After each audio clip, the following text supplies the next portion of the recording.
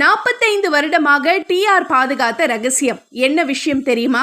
80s டைம்ல நடிகர், கதை, திரைக்கதை, வசனகர்த்தா, இயக்குனர், தயாரிப்பாளர், பாடகர், இசையமைப்பாளர், நடன ஆசிரியர்னு மல்டி டாஸ்கிங் பண்ணவர் தான் டி ராஜேந்தர். யாரெல்லாம் தன்னை எதுக்காக எல்லாம் புறக்கணிச்சாங்களோ அதையே நம்மால செய்ய முடியாதுன்னு யோசிச்சு வெறித்தனமாக ஜெயிச்சாரு.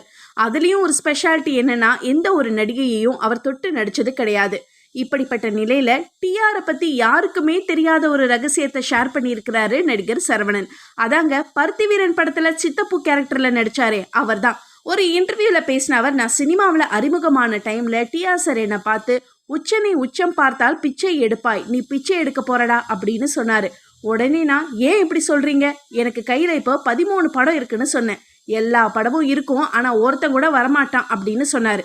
அப்ப அவர் சொந்தமா தயாரிச்ச பெற்றெடுத்த பிள்ளை படத்துல நடிச்சிட்டு இருந்தேன். அவர் சொன்ன 3 வருஷத்துல, அதாவது என்னுடைய 29வது வயசு